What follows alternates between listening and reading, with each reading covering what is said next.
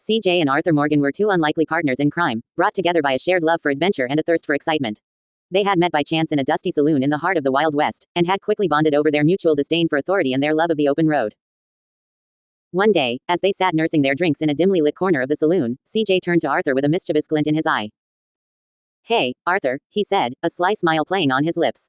"I've got an idea. How about we hop on that old bike of yours and go do some random missions? You know, just to keep things interesting." Arthur raised an eyebrow, intrigued by the proposition. He had always been one to embrace uncertainty and idleness, and the thought of embarking on a series of unpredictable adventures with CJ was too tempting to resist. Without another word, the two men rose from their seats, paid their tab, and made their way outside to where Arthur's trusty bike was parked. The sun was setting in a blaze of orange and pink, casting long shadows across the dusty street. As they mounted the bike and set off into the fading light, CJ couldn't help but feel a surge of excitement coursing through his veins. The wind whipped through his hair, and the thrill of the unknown beckoned him forward. They rode through the rugged terrain, their laughter echoing through the empty canyons as they tackled each mission with a sense of reckless abandon. From robbing trains to rescuing damsels in distress, there was no challenge too great for CJ and Arthur. As the days turned into weeks, their bond grew stronger with each passing adventure. They became a formidable duo, feared and respected by all who crossed their path. But as they rode into the sunset, their future uncertain and their hearts full of wanderlust, CJ and Arthur knew one thing for certain: as long as they had each other, they would never be idle. And so, they continued on their journey, riding into the unknown with a sense of purpose and a thirst for excitement that would never be quenched. For CJ and Arthur Morgan, the road ahead was long and winding, but they were ready to face whatever challenges came their way, together. It was a normal day on Grove Street, the sun was shining, and the birds were chirping. CJ, also known as Carl Johnson, was just minding his own business when suddenly, a group of rough-looking men appeared out of nowhere. They were all dressed in old-fashioned clothing, with guns strapped to their hips and a menacing look in their eyes. CJ raised an eyebrow, unsure of what to make of these strangers. They seemed out of place in the modern world of San Andreas. As he approached them cautiously, one of the men stepped forward and introduced himself as Dutch van der Linde, the leader of a notorious gang from the late 1800s. Confusion washed over CJ as he tried to make sense of the situation. How could these men from the past be standing before him in the present day? Dutch explained that they had somehow been transported through time and space to Grove Street, and they were just as bewildered as CJ.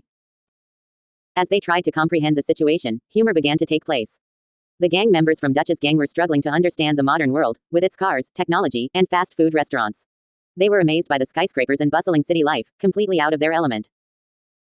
CJ couldn't help but chuckle at their antics, as they tried to navigate the streets of San Andreas with their outdated weapons and clothing.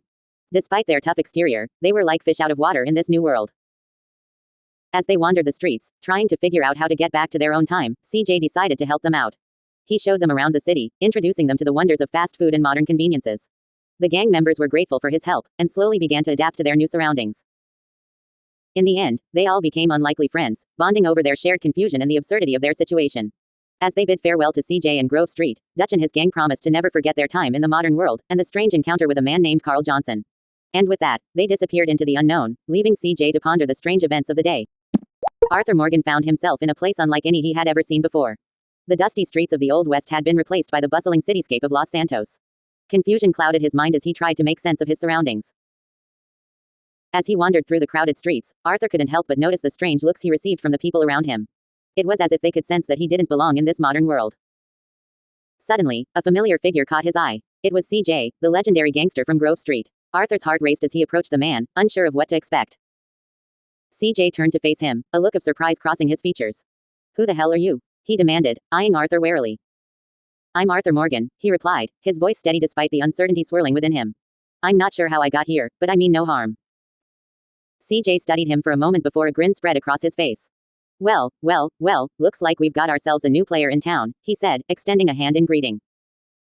Arthur shook his hand, relieved to find a sense of camaraderie in this unfamiliar place. As they walked through the streets of Los Santos, CJ filled Arthur in on the ins and outs of the city, introducing him to the various gangs and factions that ruled the streets. Before long, Arthur found himself embroiled in a series of high-stakes heists and daring escapes, his skills as an outlaw proving invaluable in this new world. Together, he and CJ became an unstoppable force, taking down rival gangs and earning a reputation as the most feared duo in Los Santos. As they rode off into the sunset, Arthur couldn't help but feel a sense of belonging in this strange new world. And though he missed the rugged beauty of the Old West, he knew that he had found a new home in the heart of Grove Street.